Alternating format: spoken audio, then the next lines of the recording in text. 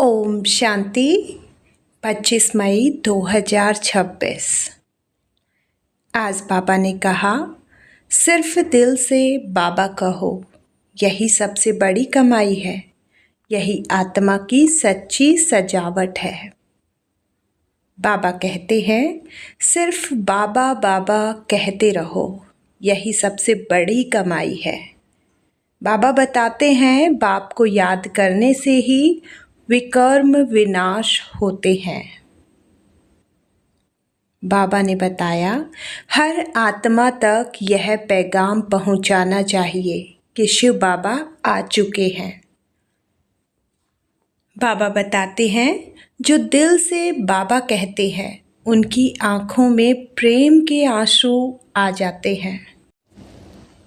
बाबा कहते हैं, पुरुषार्थ में रोज़ मेकअप करते रहो, मौका मिले तो आत्मा को सुंदर बनाओ। आज बाबा बताते हैं, अपनी बुरी आदतों की जांच करो और उन्हें निकालने की मेहनत करो। बाबा कहते हैं, अपना सच्चा सच्चा पोता मेल रखो। बाबा ने कहा, ऐसा कोई कर्म मत करो जिससे बाप का नाम बदनाम हो।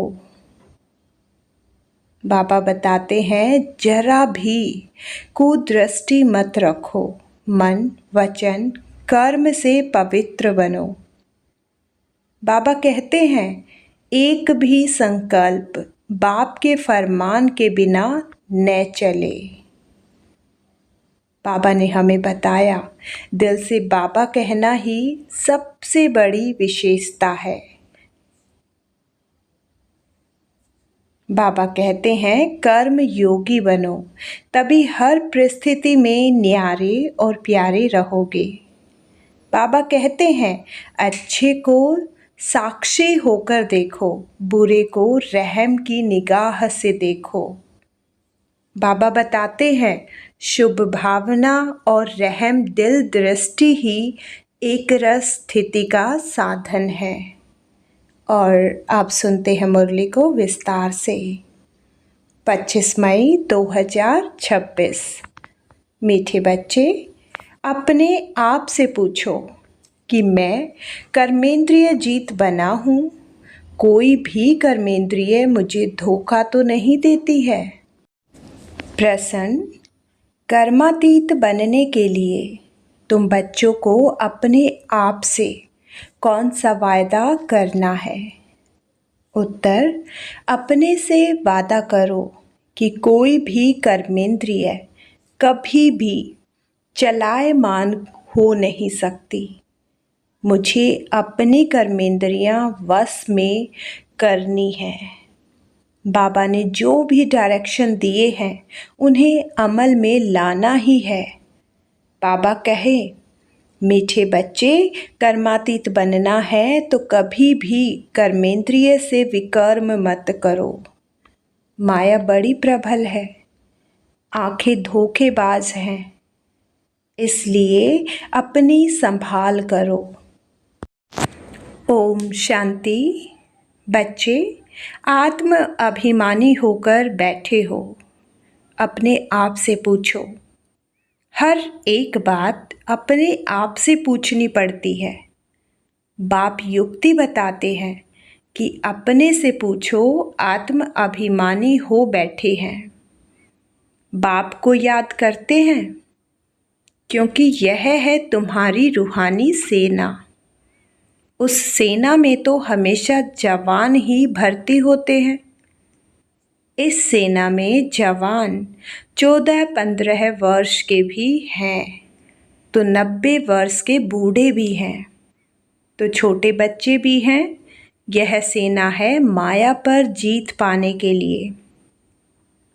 हर एक को माया पर जीत पहन बाप से बेहद का वर्षा पाना है, क्योंकि माया बहुत दुस्तर है।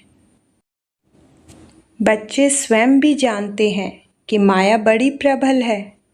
हर एक कर्मेंद्रिय धोखा बहुत देती है। सबसे पहले जास्ती धोखा देने वाली कौन सी कर्मेंद्रिय है? आंखें ही सबसे जास्ती धोखा देती है। अपनी स्त्री होते हुए भी दूसरी कोई खूबसूरत देखेंगे तो झट वह खींचेंगे। आंखें बड़ा धोखा देती है। दिल होती है, उनको हाथ लगाएं। बच्चों को समझाया जाता है, सदैव बुद्धि से यह समझो कि हम ब्रह्म कुमार कुमारियाँ भाई बहन हैं। इसमें माया बहुत गुप्त धोखा देती है, इसलिए यह चार्ट में भी लिखना चाहिए कि आज सारे दिन में कौन कौन सी कर्मेंद्रिय ने हमको धोखा दिया। सबसे जास्ती दुश्मन है यह आँखें। तो यह लिखना चाहिए, फलानी को देखा, हमारी दृष्टि गई। सूरदास का भी मिसाल है ना, अपनी आँखें निकाल दी। अपनी जांच करेंगे तो आँखें धोखा जास्ती देती है। अपनी स्त्री को भी छोड़ कोई अच्छी देखी तो उस पर फिदा हो जाते हैं। कोई गायन में होशियार होगी, श्रृंगार अच्छा होगा तो आँखें झट चलायमान हो जाएंगी। इसलिए बाबा कहते हैं यह आँखें बहुत धोखा देती है। भले सर्विस भी करते हैं परंतु आँखें बहुत धोखा देती है। इस दुश्मन की पूरी जांच रखनी है, नहीं तो समझो हम अपने पद को भ्रष्ट कर लेंगे।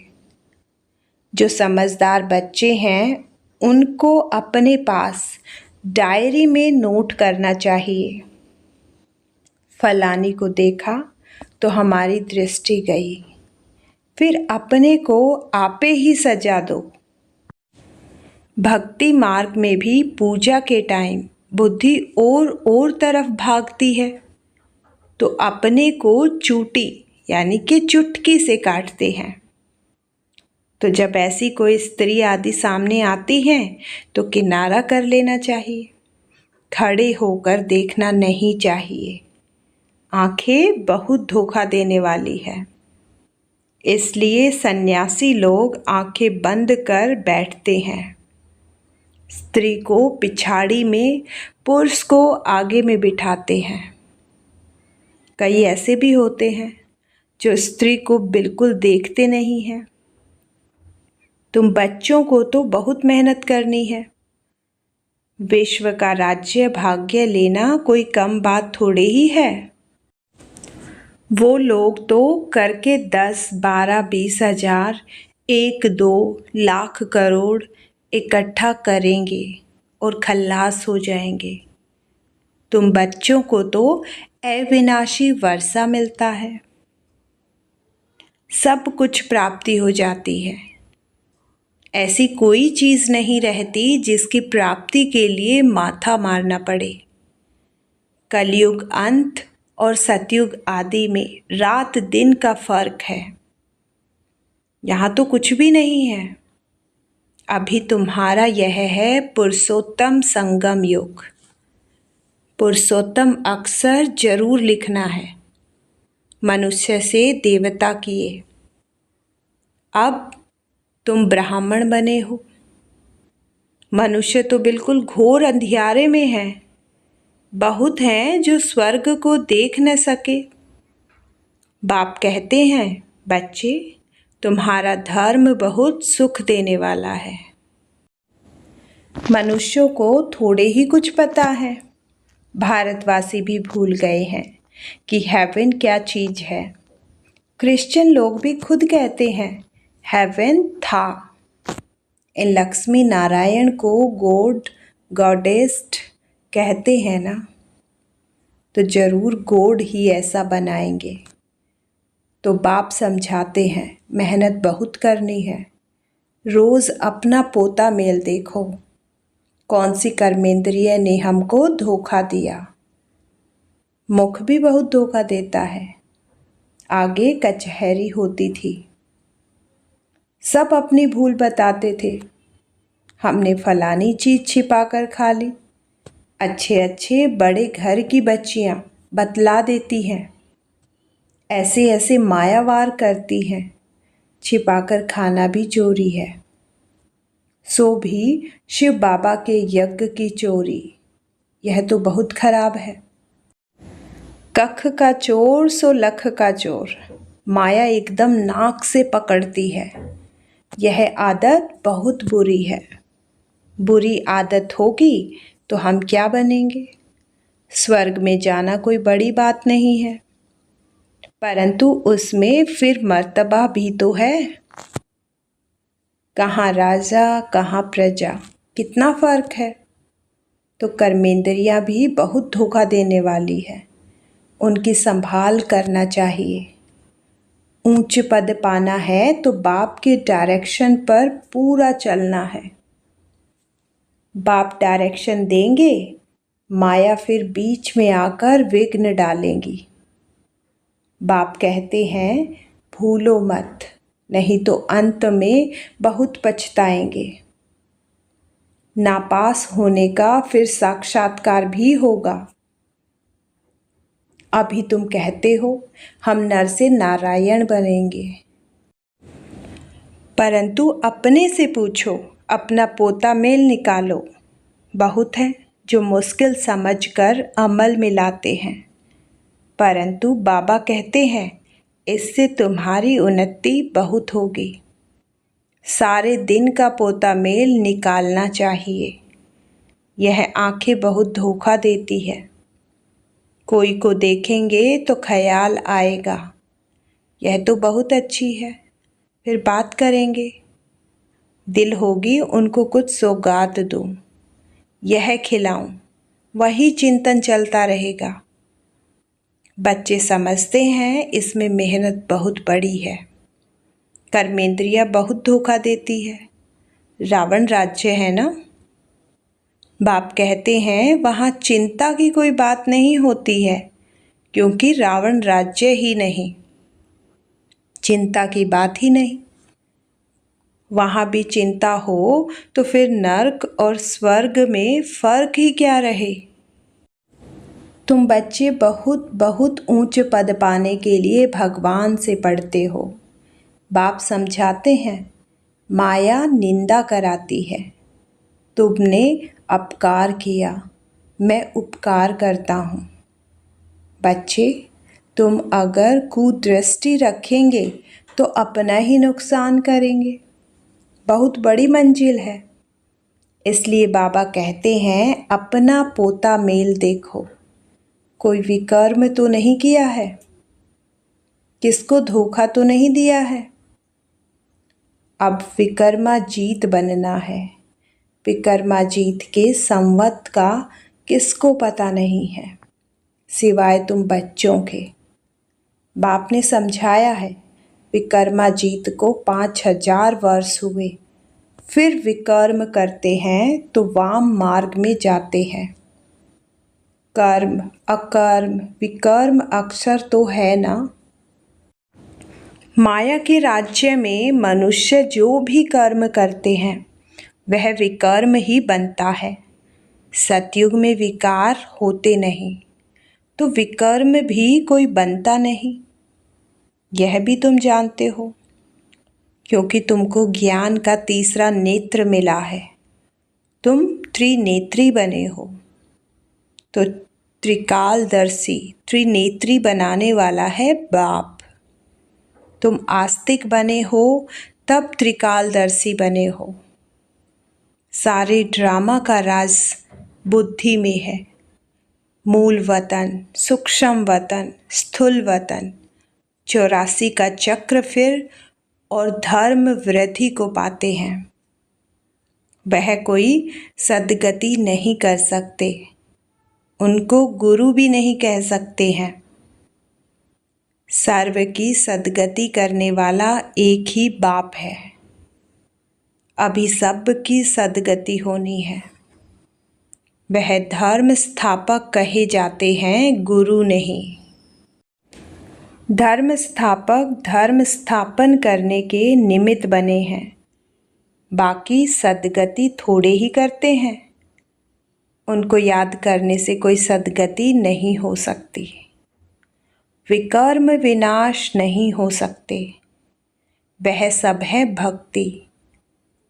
तो बाप समझाते हैं माया बड़ी दुस्तर है, इस पर ही लड़ाई होती है।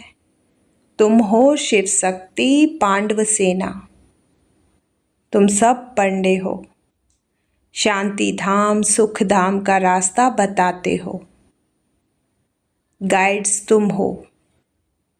कहते हो बाप को याद करो तो विकर्म विनाश होंगे, और फिर दूसरी तरफ अगर कोई पाप कर्म करेंगे तो 100 गुना पाप लग जाएगा। जितना हो सके कोई विकर्म नहीं करना चाहिए। कर्मेंद्रियां धोखा बहुत देती हैं। बाप हर एक की चलन से समझ जाते हैं। बच्चों को माया के तूफान आते हैं, स्त्री पुरुष समझने से ही तूफान आते हैं। तो इन आँखों पर कितना कब्जा यानी कि अधिकार रखना चाहिए। हम तो शिव बाबा के बच्चे हैं। बाप से अंजाम कर राखी भी बांधते, फिर भी माया धोखा देती है, फिर छूट नहीं सकते हैं। कर्मेंद्रियां जब वश हो तब कर्मातीत अवस्था हो सके। कहना तो सहज है कि हम लक्ष्मी नारायण बनेंगे, परंतु समझ भी चाहिए। बाप कहते हैं डायरेक्शन पर अमल करो, बाबा बाबा करते रहो। बाबा से हम पूरा वर्षा लेंगे।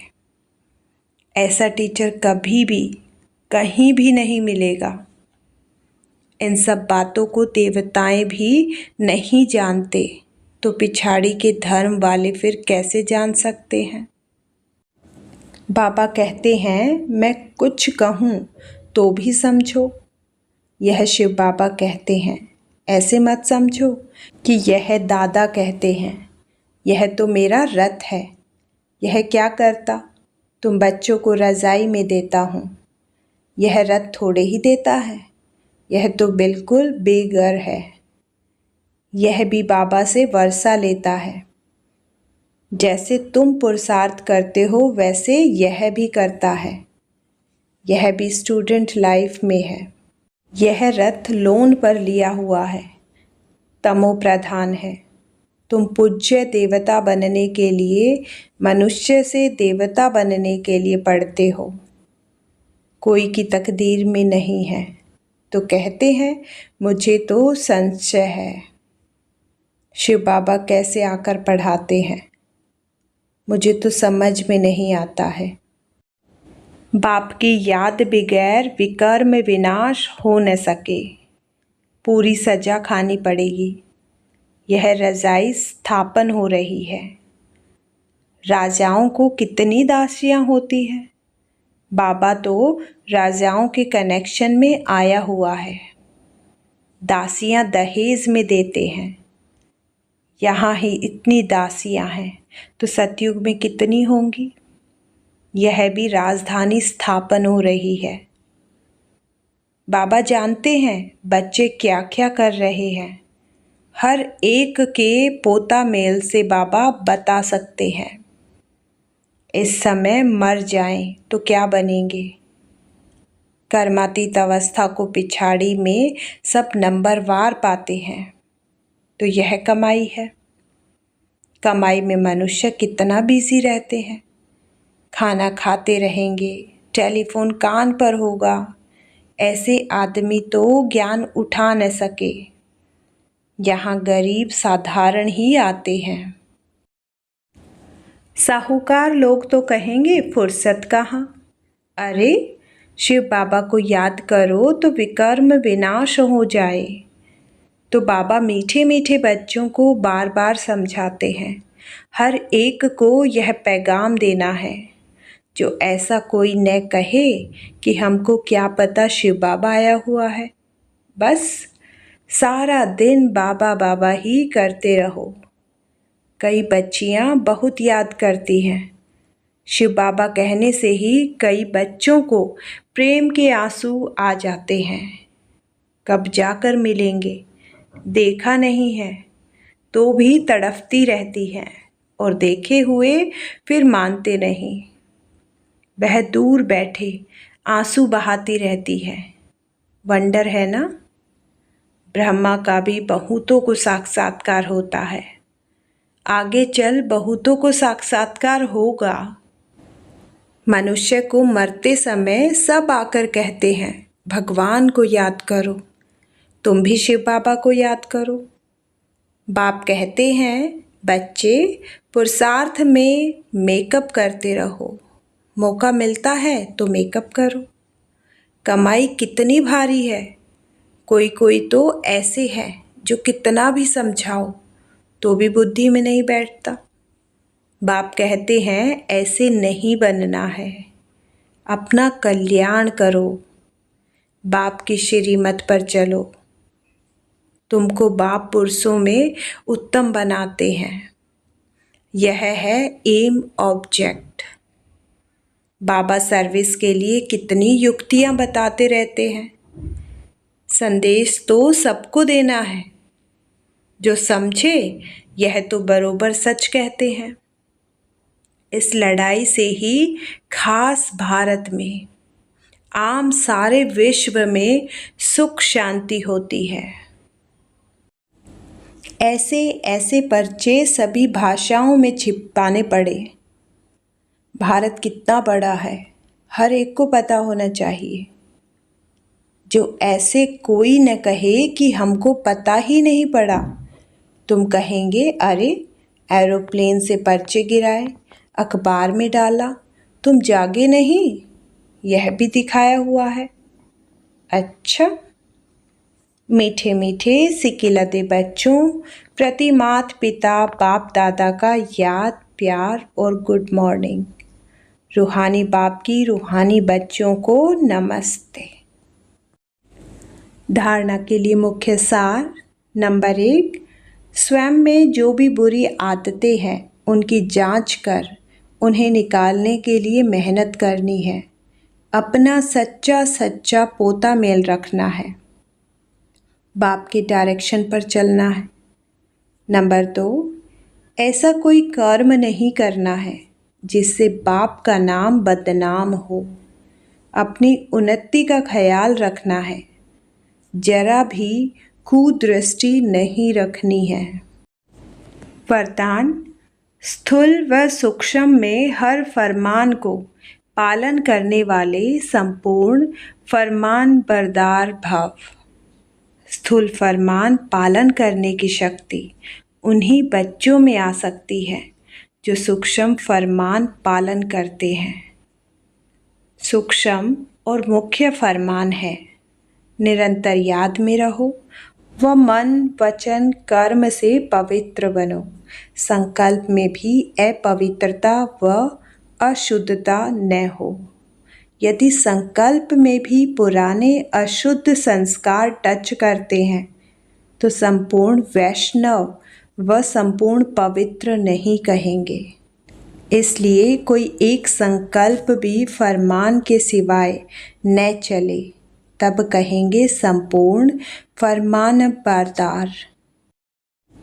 स्लोगन। बाप को जानकर दिल से बाबा कहना, यह सबसे बड़ी विशेषता है। अव्यक्त इशारे। सदा अचल अढोल एकरस स्थिति का अनुभव करो। एकरस स्थिति बनाने के लिए कर्म योगी बनो। कर्म योगी के आगे कोई कैसा भी आ जाए वह स्वयं सदा न्यारा और प्यारा रहेगा। नॉलेज द्वारा जानेगा। इसका यह पाठ चल रहा है। वह अच्छे को अच्छा समझकर साक्षी होकर देखेगा और बुरे को रहम दिल बन रहम की निगाह से परिवर्तन करने की शुभ भावना से साक्षी होकर देखेगा। यही एकरस स्थिति बनाने का साधन है। ओम शांति।